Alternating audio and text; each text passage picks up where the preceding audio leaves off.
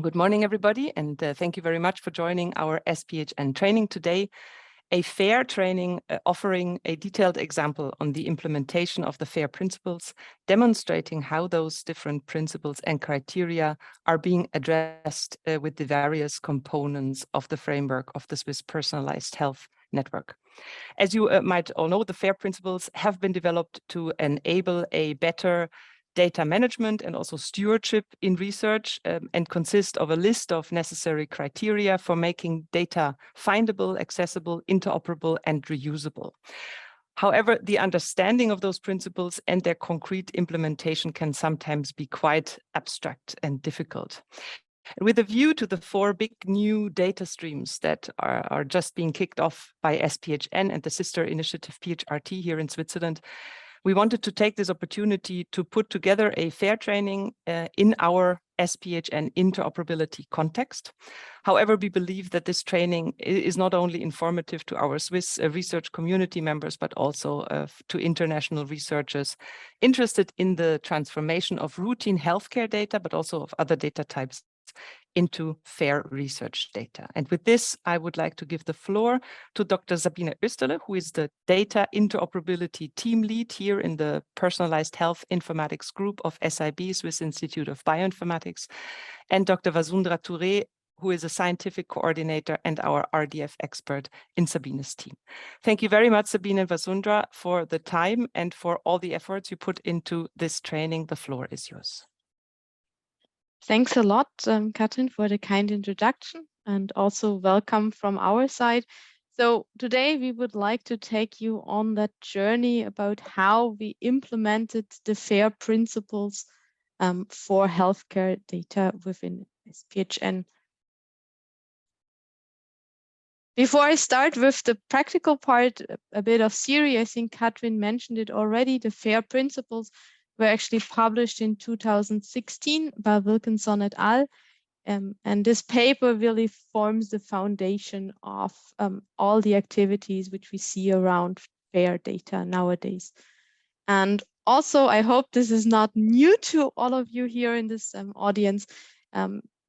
This paper contains this list of principles, and I will not go through them one by one, but you will see them popping up in the training again and again, and we see how we address them. This also, maybe as a small disclaimer, we have seen a lot of training which go through the FAIR principles one by one.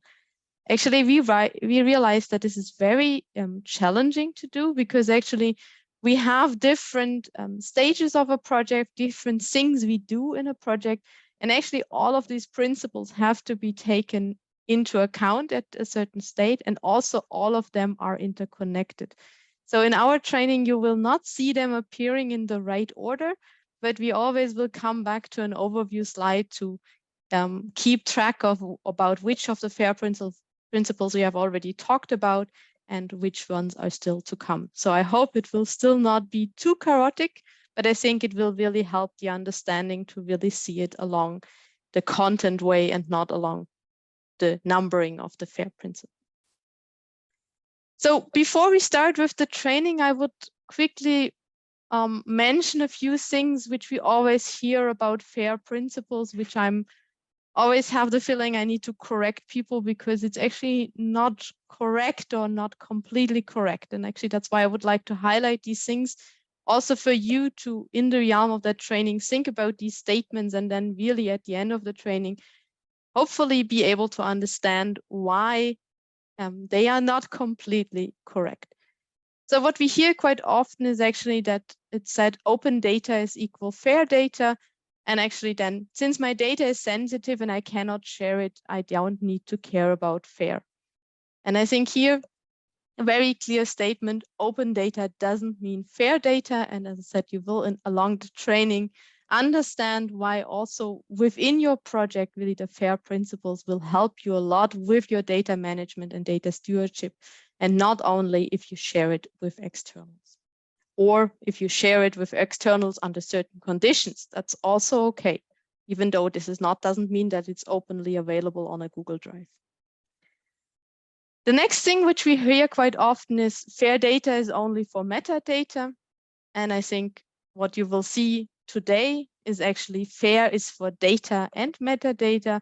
And especially our training will focus on the how to make data fair. We have chosen this focus because I think there is a lot of trainings around which talk about the metadata, but the data itself, we have not found really like a lot of material around. That's why we actually put our focus really on the data. We will also touch the metadata, but not comprehensively. Then one of the other things you always hear is FAIR is only important for reuse. After the end of my project, I will make my data fair.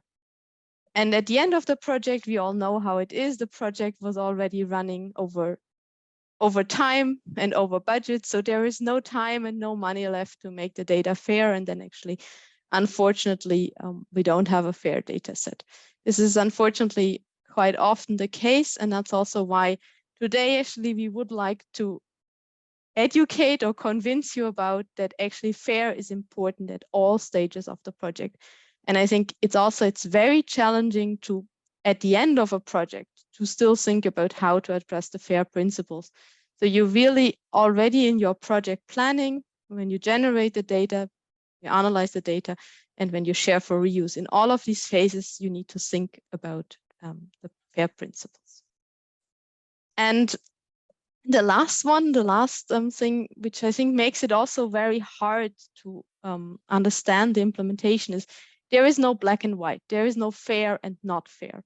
I think all of these principles can be, as I said, used in different contexts, and they can be brought to different levels of perfection. So meaning it's always easy to make the first steps towards for fair data, but really if you want to bring it to the par excellence, to the 100%, then actually it is quite challenging. But as you said, since you can always start, I think this is a very nice thing, so that you can always do some small things actually to make your data more fair.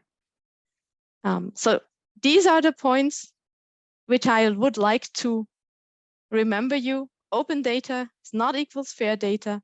Fair is for data and metadata. Fair is important in all project phases. And fair or not fair, there is many different layers in between on the level of fairness. But now, having talked about that, I would like to quickly take a look into this project lifecycle, because as I said, we would really like to focus in our practical examples on how can we take the FAIR principles along our project journey. So we have a planning phase, then we generate data, then we have the data analysis, and then we have the secondary reuse, so the reuse by external, for example, by depositing these data sets into a repository. Let's have a quick look what is important at each of these phases, and also what is the product of each of these phases, so that we can actually see what's the product which we want to make fair. So in the planning phase, actually, we are interested in which kind of data or metadata do we want to collect. Do we want to reuse some data? So really, what's the kind of data scope which we have? And of course, also, which kind of standards do we want to use for representing the data?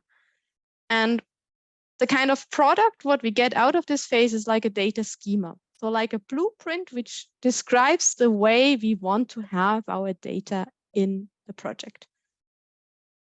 This data schema can be then used when the data is actually generated.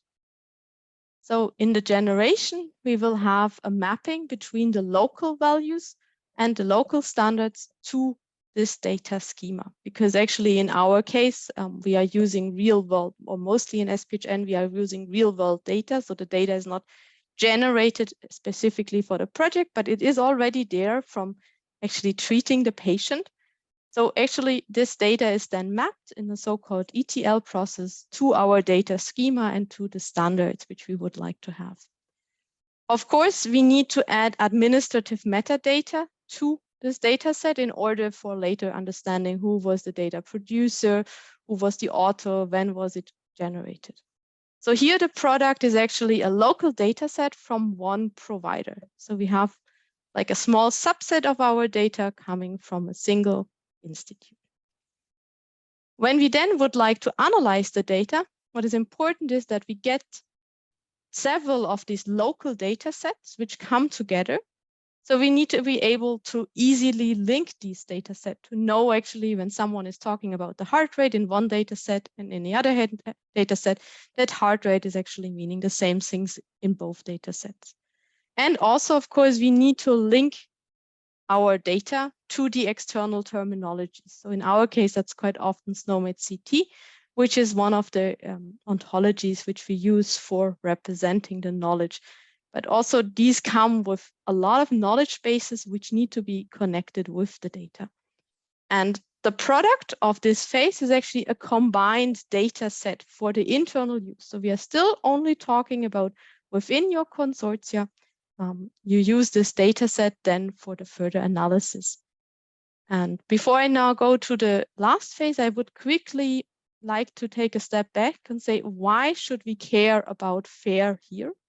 So when we think about the data analysis, what benefit do we get by making the data fair? So actually in the first step, fair data is understandable by people in your consortium.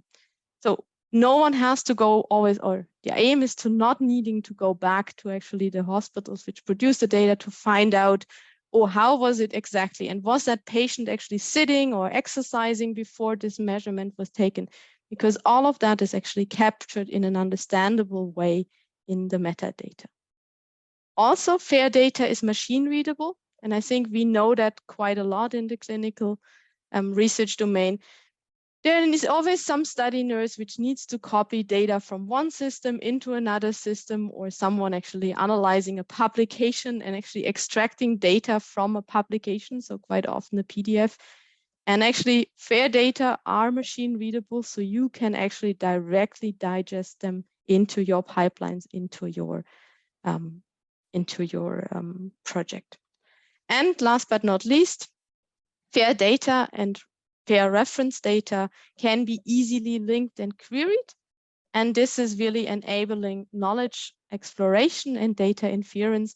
And also, I think Vasundha will tell us a bit more about that than really on specific concepts, that this really gets visible how this will work and not stay so abstract as I do it now in this high-level overview. Coming back to my project lifecycle, so at the end of a project, you would like to share the data, so you want to make it available for external use. And here, of course, it's important that we think about descriptive metadata, because people maybe not know that your project was about sepsis, that it has 5,000 patients, that it had certain characteristics. And since normally in our case, the data is sensitive, so it cannot be easily shared. So the data really stays only accessible under certain contracts are signed. And that's why it's really important to have these good metadata description that people really know. Is it worth going through all the efforts of setting up the legal contracts to access this data set when they don't even know the content of it? So that's why it's very important to have this very rich descriptive metadata. And of course, the project needs to think about the condition for the reuse and the sharing. Because as I said, this is sensitive data. So we really need to make sure that this is all in line with the ethics and the legal requirement. So at the end of this project, or of this phase of the project, we will have a richly described data set, which can actually be used by externals. And coming back to my slides, what is the benefit for you as a researcher out of that? Of course, this increases the visibility and the reusability of your data, and is of course, very beneficial, since a lot of the project which we do nowadays require quite a lot of data. So it's really important we are able to access these kind of data and actually be able to combine them. So now I've talked a lot on the theory and the why we are doing it. So now we would really like to go into the FAIR principles and how we are addressing them in SPHN. And as I said, we are not starting with the findability criteria 1, but actually I choose the interoperability criteria 1 as the one to start from. And actually it says metadata use a formal, accessible, shared, and broad applicable knowledge for language representation. So in the case of SPHN, this is the RDF, the Resource Description Framework. So the Resource Description Framework in itself is actually something which is quite simple. It's always consisting out of a subject, predicate, and an object. And you can see that with this very simple triplet structure, you can build actually all kind of knowledge, of kind of stories. And the one I would like to show you here, this is actually, we have a patient. This patient got a drug administered. This drug actually had the active ingredients it's actually aspirin. And actually also this drug administration was stopped. So the reason for stopping was that that patient got an allergy actually against the substance which he got in that drug.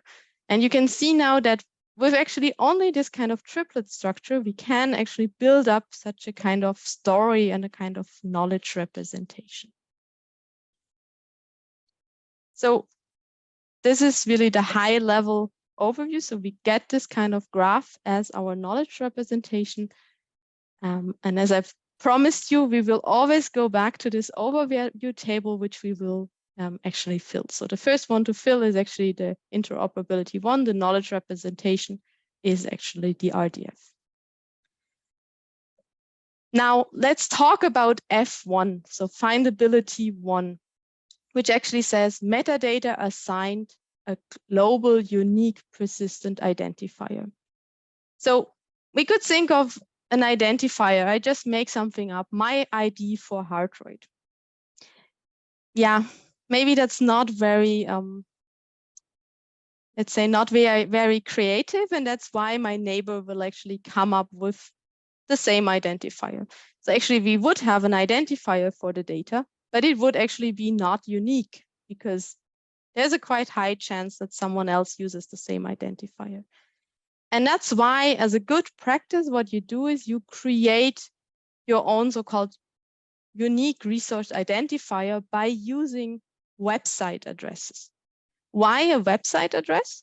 Because normally you can say, if you own the domain of a website, then somehow you have the ownership of also these URIs. So this is why in SPHN, we are actually using the namespace of biomedit.ch as starting part of our identifiers, because we own the BioMedIT homepage. And so actually, if someone else does identifiers starting with biomedit.ch, then maybe I should talk to them and ask them why they are using our domain. So you can see now that actually the identifier for our heart rate is becoming SPHN biomedit.ch -RDF, there's SPHN ontology, and then heart rate. So it's actually quite a long identifier. And that's actually why in RDF, we can define so-called namespaces where we actually say SPHN is actually meaning these long identifiers. And that's then when actually the identifiers on the screen and in the RDF files, they look very nice because it now just say SPHN heart rate. But actually also the computer in the background and also the persons in the background, they actually know that this SPHN heart rate actually stands for this full URI. And with that, we can really make sure that our unique identifiers are unique. And also, since we are, actually I will show that later, publish them on the SPHN homepage, and we will use them through the whole SPHN initiative, we can make sure that they are persistent. I actually said it already a bit. So this is a website address. So what's the first thing you would like to do? You actually would like to put that in a browser and see where it actually ends. And actually, if you do that, if you put that URI in the browser, you can try it out in the session. You will come actually to our homepage where we actually describe all of our concepts. So you can see this is heart rate. It has a description. It has a small graphic on the schema. And down here, it has other technical specifications about the heart rate. So actually, this is already addressing another FAIR principle. And that's actually the accessibility criteria 1. metadata or data are retrievable by their identifier using a standardized communication protocol. So actually, by putting the URIs into your web browser, you access the definition or the description of this metadata via the HTTPS, so just via the internet. It's a very easy communication protocol.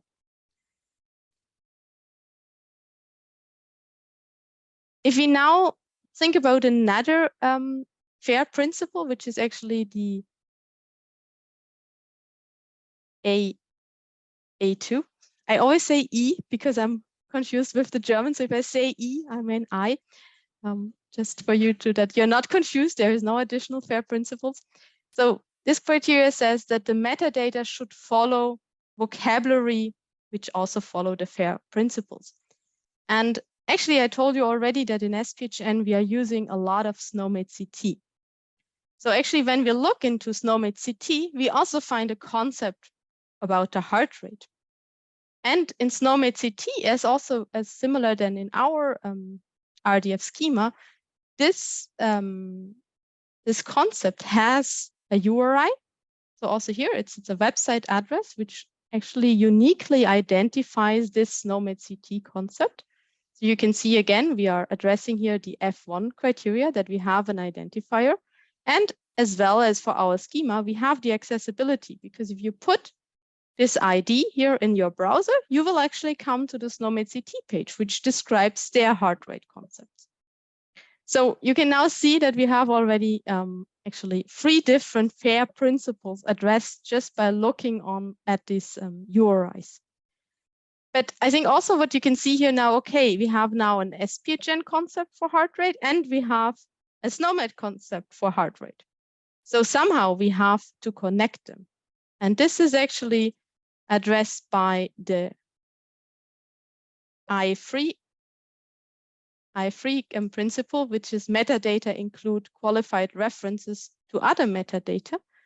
And what we do is actually we link our SPHN concept with a so-called meaning binding to SNOMED CT or LOINC, meaning actually they are equivalent. So if we talk in SPHN about a heart rate, we mean the same thing as if SNOMED CT talks about a heart rate.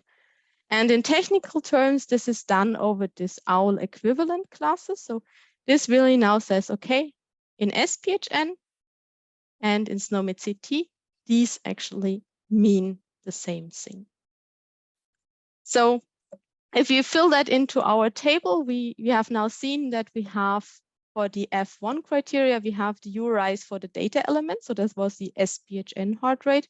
We have URIs for external terminologies. That's the SNOMED CT URIs. We have a communication protocol to actually resolve these URIs, which is in both cases the web. So we put that thing into our browser and we end up on a detailed description on these. Then the interoperability criteria 2. We do these meaning bindings. So we really connect the meaning of SNOMED and LOINC to the meaning of SPHN. And technically, this is actually done over the OWL equivalent classes. So let's now have a look which ones we still miss. So let's see what we can say about the F2, the rich metadata. So the F2 criteria, so findability criteria 2, says data needs to be described with rich metadata. In my introduction, I already told you there's many different kind of metadata. There's descriptive metadata, there's administrative metadata, and there is actually really data about a certain measurement.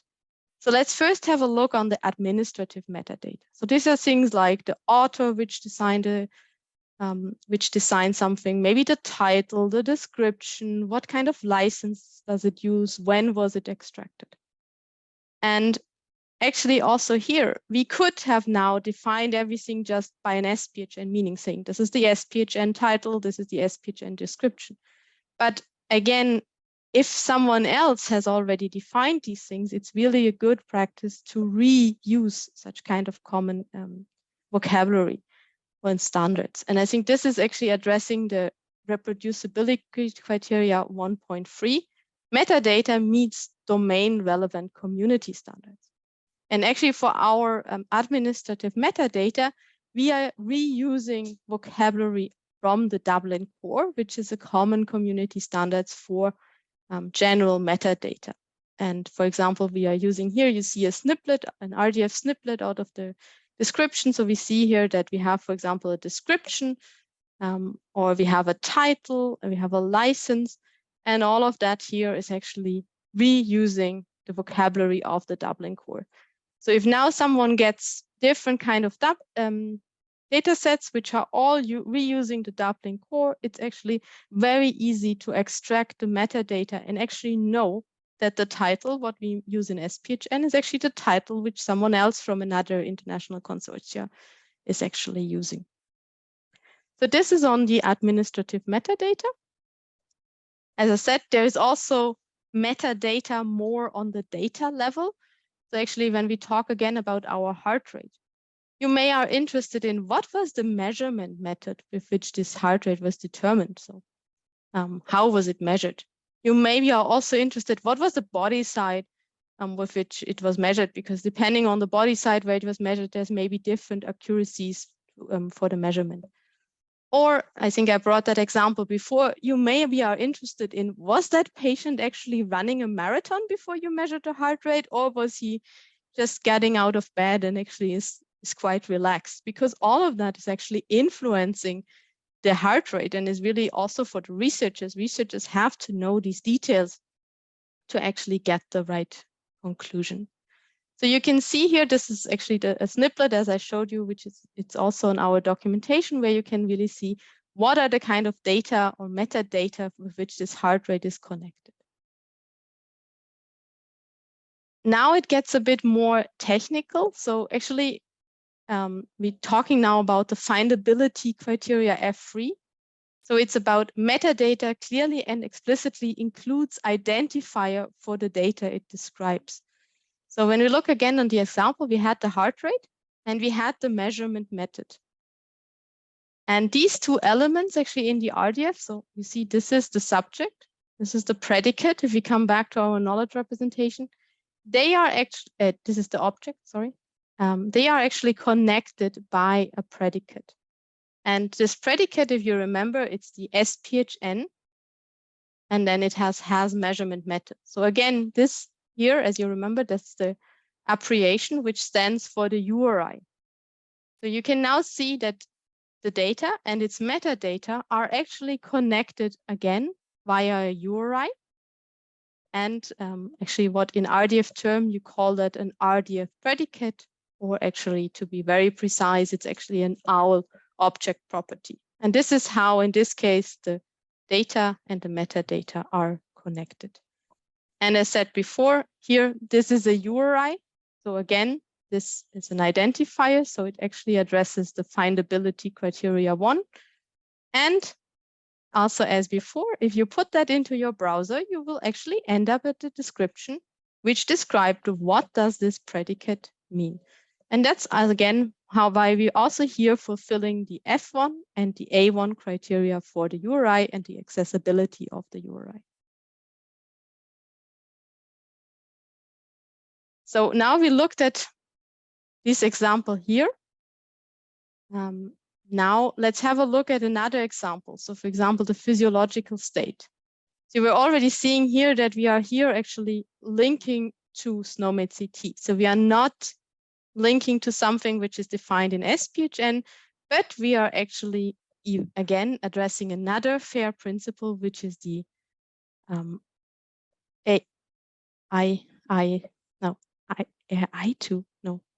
E2, which is the metadata uses vocabulary for following the FAIR principles. And in our schema or in the realm of SPHN, we use that, for example, to define value sets. So for example, to say for this physiological state, you can see that there is all children of this code allowed. So everything which is in SNOMED CT under this code, which is called finding related to physiological patient state, so everything which is in the hierarchy or in the polyhierarchy below that concept is actually be allowed to be put here as a value. Now, again, if you want to see how this data and this external terminology are connected, It's actually the E3 criteria. Metadata includes qualified references to other metadata or data. You can see, as again, as in my example before, we are connecting that via an RDF predicate. And also, as before, this IRI predicate is actually a URI, the same as actually the objects here. So also all of these SNOMED-CT terms are actually URIs, which when you put them in your browser, you find the description of what they are actually meaning. With that, actually, I showed you now a lot of examples of SNOMED-CT. So I think SNOMED-CT is a very nice vocabulary because, as you said, we have these resolvable URIs. It's a quite nice terminologies to use because it really fulfills a lot of the FAIR principles. However, in SPHN and also in the clinical care, actually here in Switzerland, we are using many other standards which are not so advanced on the FAIR principles. And now there's of course a bit the question: should we not use them, or can we do something about it to make these vocabularies actually more fair? And I think one very nice example, which I would like to show you here, is the CHOP. So this is the Swiss classification for procedures. And you can see that is released as an Excel file. And I just copied you here some columns out. So we have a level to indicate a hierarchy. So it has level 1, 2, 3, 4, 5, 6.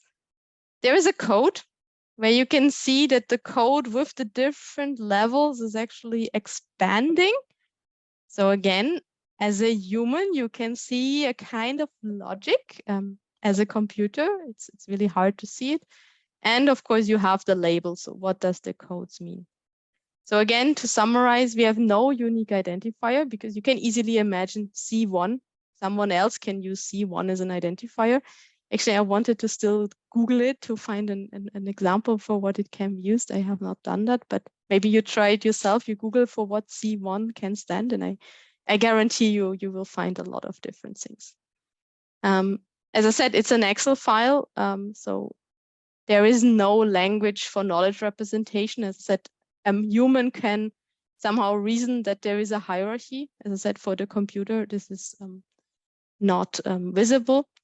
And also, there is no metadata in the file itself. So you maybe will see the version of that file by the file name, because the version that it's shop 2020 is in a file name, but actually not in the file itself. So what are we doing in SPHN to make these terminologies or these vocabulary more fair? So what we do is we actually translate them into RDF.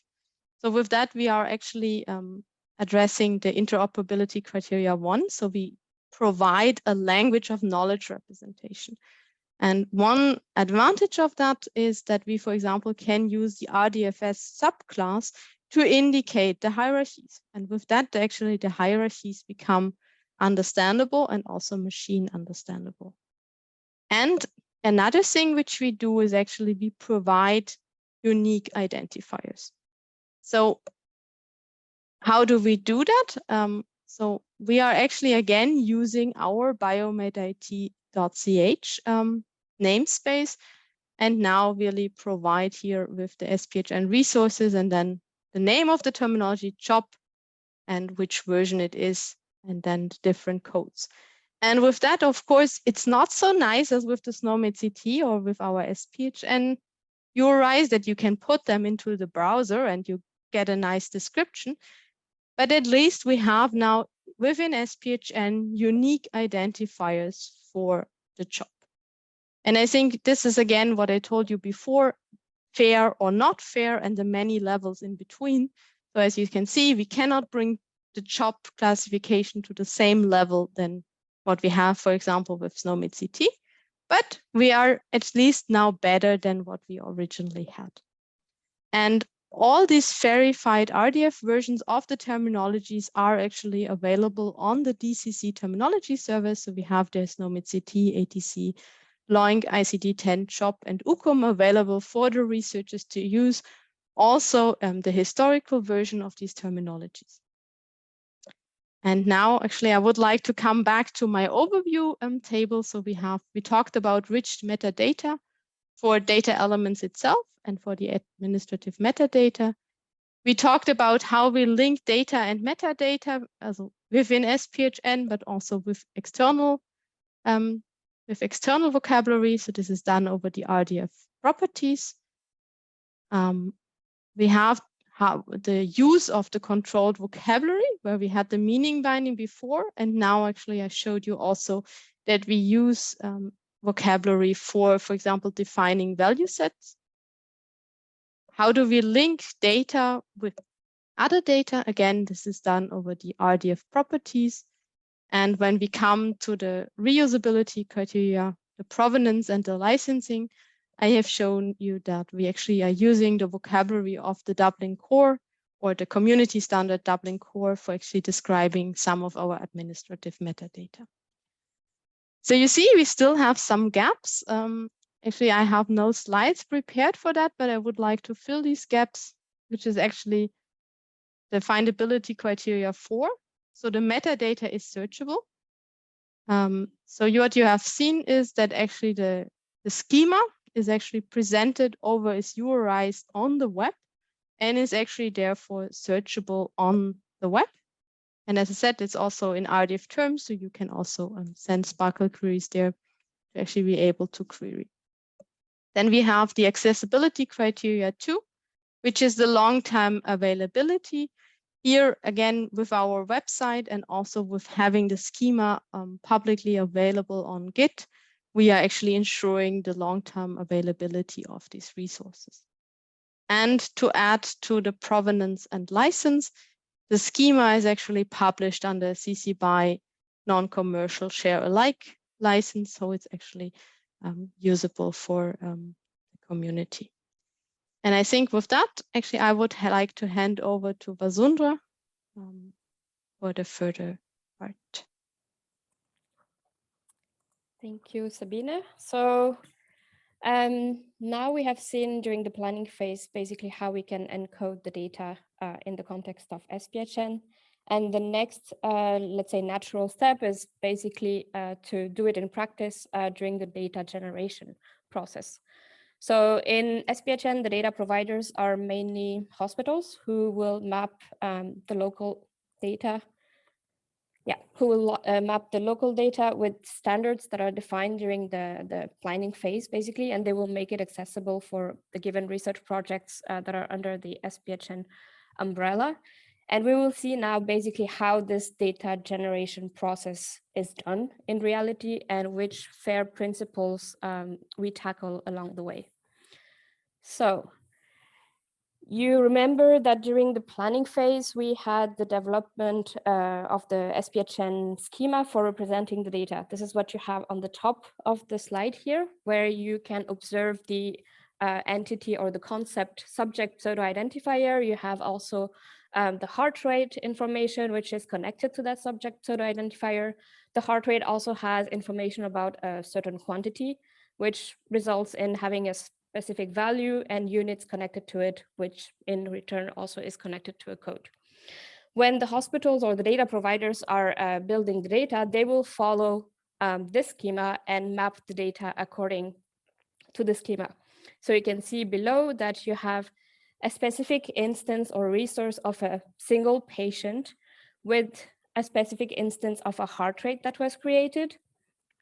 And this heart rate is connected to a quantity of which has a value of 75, and the unit is bits per minute. So if you read the data now in a human readable way, you can think that, okay, there was a patient who had a heart rate measured or calculated at some point that was 75 bits per minute.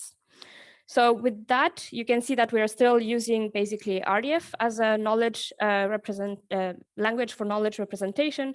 And we still cover the interoperability 1 criteria that Sabine also presented before. So coming back to our overview table, you can see that for the data generation part, we already do cover I1 for knowledge representation with RDF. Then when you do data generation, you of course have to instantiate the data, meaning that you have to provide unique instances or resources for describing each piece of information that you would like to represent in your data. And for that, we also again use URIs. And in the case of SPHN, each hospital or data provider provide a unique hash-based identifier for each individual resource to represent them. So you have two examples here where you have an URI for a given patient, or for one example of heart rate. And with that, we also cover, in our case, so during the data generation process, the findability criteria 1 that we assign globally unique identifiers for resources. For the persistency, though, I will come back to this point a bit later in my slides. The next point that I would like to mention is also that not only we can create our own resources, if you would like, but if we have the possibility to reuse existing ones, we encourage to do so. And in our case, you probably remember that Sabine mentioned that there were a few external terminologies that we cover in SPHN, and that we make them available in RDF. So we verified the vocabularies, and in this example, you can observe that we are using UCUM, which is a notation for representing units, in order to represent or to use basically this element of bits per minute. And we are not creating our own resources for that. We try to use existing ones. So by using these standard vocabularies whenever it is possible, we also cover the interoperability 2 criteria. Next, once you have created the different elements that you have in your data, what you need to do is basically to connect them together. So basically provide the metadata that connects to each of the different resources that you have in your data. So with that, we basically use the defined SPHN RDF schema properties. So you can see that here we reuse the SPHN has heart rate, or you have a property that connects the heart rate to the unit. So it's the SPHN has unit. And this basically fulfills, in our case, the findability 3 criteria, where the metadata is clearly and explicitly including identifiers of the data that they describe. So with that, the fact that we are using existing also SPHN RDF schema properties, we are basically also reusing our own schema that we defined beforehand in the planning phase. But also keep in mind that since we are also reusing linking to external terminologies, we are increasing our spectrum of interoperability in the sense that all the data and metadata include qualified references to other existing data and metadata. So with that, coming back to the overview table, you can see that with our data instantiation part, we cover the fact that we have unique identifiers that are defined. We link all these identifiers together using our RDF property. So this comes to the F3 linking of data and metadata. And then we also have the mapping of the local codes and standards for increasing the interoperability of the data that is being generated. And all this data is linked together through, again, RDF properties. So now we have seen basically the real data and all the metadata that connects to it. Meaning that, okay, you have a patient that have a heart rate, and the heart rate has specific elements that connect to it. But what about the overarching metadata about the data? So this is what we call administrative metadata, and that's similar to what was also presented by Sabine, but here for the data, the real data, basically. So in this case, hospitals are, or data providers, sorry, are recommended to provide information about which SPHN schema the data conforms to. So this is the first line you see here. When was the data extracted, by whom, so which data provider institute. And this basically enriches our findability criteria, that we know, okay, additional information about what is the content of the data. So this is what we call administrative metadata. And again, we fulfill findability criteria 2, that the data is described with rich metadata. Another point that I would like to mention is also that in this administrative metadata, we recommend to provide the license, so how the data can be used and reused by external parties. And this is basically covering the reusability criteria 1 of the FAIR principles, where the data and metadata are richly described with the relevant attributes. So in this case, the license information. And this is basically helping the users in knowing how they can use the data. So with that, we again fulfill more criteria of the FAIR principles. We can see that we cover most all the findability criteria. So we're able to have we have rich metadata through the administrative metadata. The metadata is searchable, so I did not mention that, but because the context of SPHN is a bit particular, because we are dealing with patient and sensitive data, the access to all these data are restricted, and they are regulated through legal agreements that are defined in each research project that are involved in SPHN.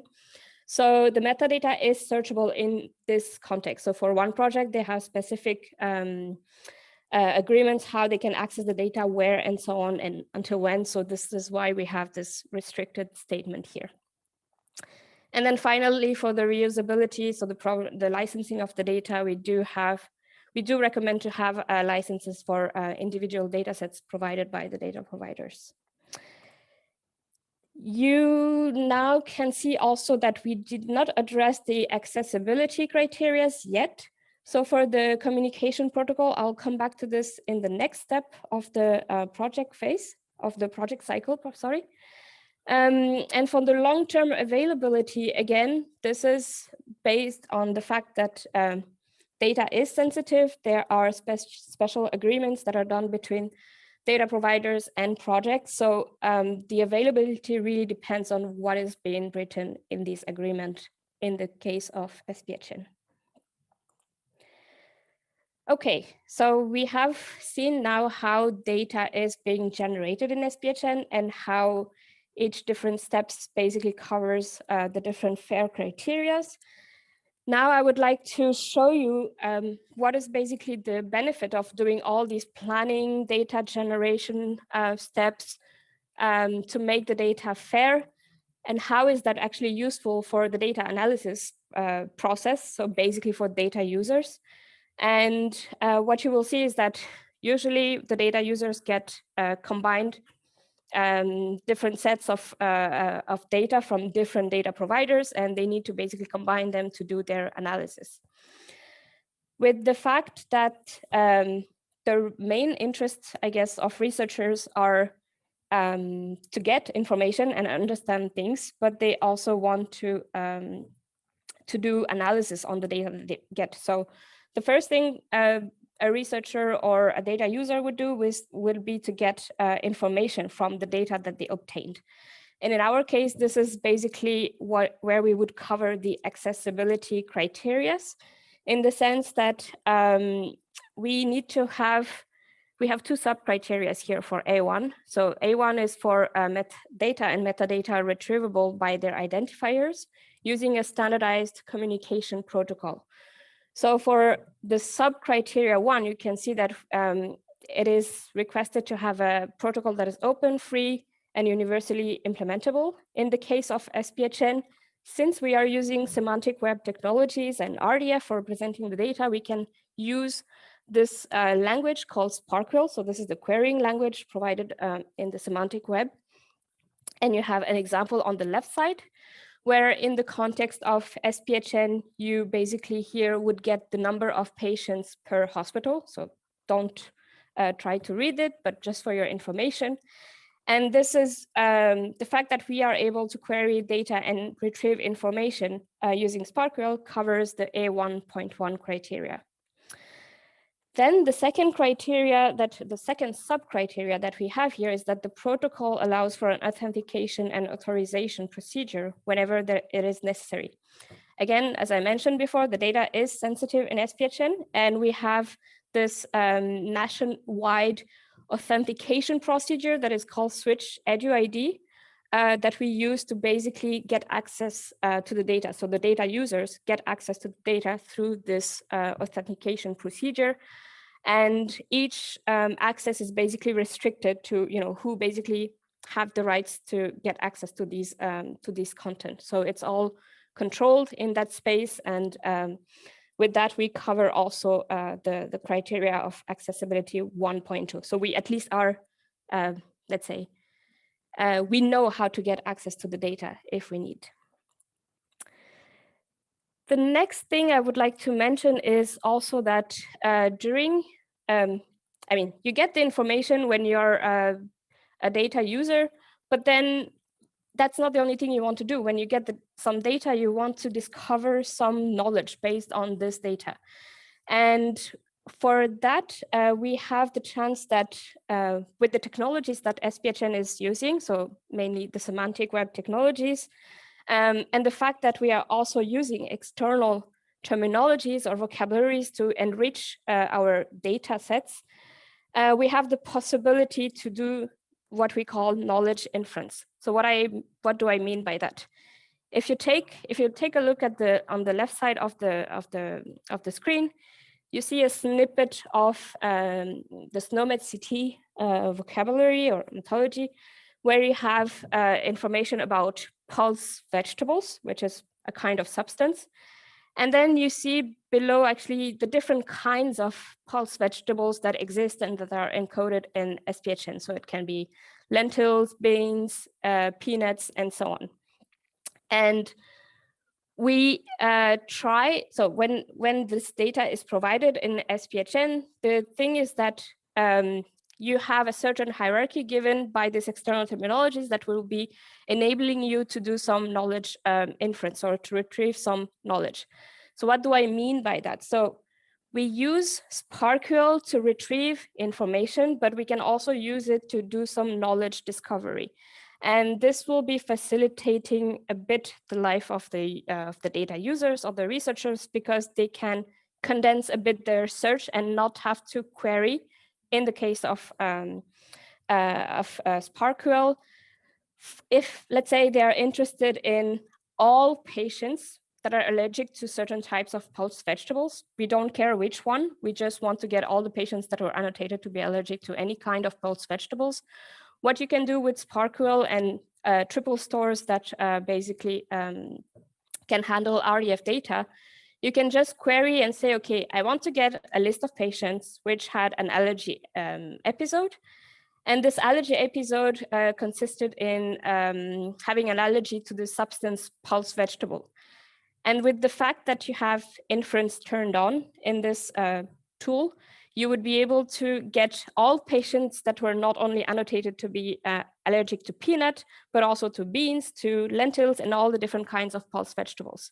If we were not using, for example, the semantic web technologies here, it may happen that the researcher needs to query individually for, okay, I want to get all patients allergic to beans, but also to peanuts and to even pulse vegetables individually. So it would result in a much longer query to write, for instance. So this, with this, using the external terminologies, using the power of SPARQL and so on, we are increasing the fact that we are using qualified references to metadata, and that improves our interoperability criteria. And I'm showing you here now how this is useful basically for the users of the data. So in the case of the data analysis, we see that we are fulfilling the accessibility criteria with the communication protocol that we have with SPARQL, and also our data accessibility through Switch EduID. We are still, using, of course, the RDF as a knowledge representation, and the fact that we do have linked data, not only from clinical resource data, but also external terminologies. We are able to do knowledge discovery through the RDF inference. The last part that I would like to come to now is the secondary reuse of the data. So the thing is that if a project would like to make data available for secondary data reuse, they basically need to choose, they need to do some things, right, to make it understandable and descriptive enough for other people to know if this is of interest for them. So I will not go into details, but we do have some hints on what needs to be done. So basically the project needs to choose the kind of catalog in which they would like to provide the data. And this would really depend on the domain or the preferences of the community that is involved in this specific kind of sets of data that they have. And it means that you do not necessarily have to use RDF. You can use other standards and you can basically widen up the possibilities for data reuse based on that. But the main thing that I would like you to keep in mind is that you have to provide additional information for facilitating the search in the catalog. And this basically implies having unique identifiers to refer to the data set, provide descriptive metadata so that the data set is findable and informative for eventual users. You need to have a clear communication protocol to know how you can access the data. And finally, you should provide license information, which would basically give information on how, what are the reuse conditions of the data set that is being generated. So with that, I come to the last part of the training, where we have some take-home messages for you. So you have seen now briefly the, let's say, SPHN journey towards verification of data in order to increase interoperability, accessibility, and reusability of the clinical resource data. And you can see that, you have seen that the data verification process was addressed at different stages of the project lifecycle. And there are 3 points that we would like you to keep in mind. So the first one is that there is always room for improvement. You will not necessarily fulfill all the FAIR criteria at once and you will be done and that's it. There are basically many ways to achieve, these FAIR criteria, and it's an iterative process that you will go through. So SPHN started a couple of years ago, and at the beginning we were not close to what we have today. And I'm sure in the coming future, we will also have improvements that we can do there. So it's always an ongoing process that you can always improve the fairness of your data. The second point I would like to mention is that everyone that is involved in a project basically needs to do their part. So we did not mention this so much, but for instance, in the planning phase, we have different stakeholders that come together to see what are the possible ways to represent the data. How can it be, is it possible for data providers to provide data in such way? Is it useful for researcher if data is provided in that way, and make this common understanding? And then when you have the other stages of data generation, data usage and so on, each of these stakeholders need to do their part to make the data fair, and fairer, if I can say. So yeah, everyone involved in the project needs to do their part. And then finally, as you have seen, the FAIR criteria are all interconnected during a stage of a project life, but also between the different stages. And you have seen that it's not a linear process that you can go through. There are many different, let's say, overlaps, and you can realize that with one element that you implemented, you basically cover different aspects of the FAIR criteria. And yeah, it's not just a one-to-one process. So overall, the goal is to improve, of course, the accessibility of and the reusability of the data. And we all have this data sitting there, and we might as well just spend a bit of energy to try to make it useful and usable for research, so that in the longer term, actually, it is, let's say, beneficial for advancing in research or for patient care, for example. So that would be our take on how we basically made data fair in the context of SPHN. And with that, I would like to finish the training and thank you all for your attention.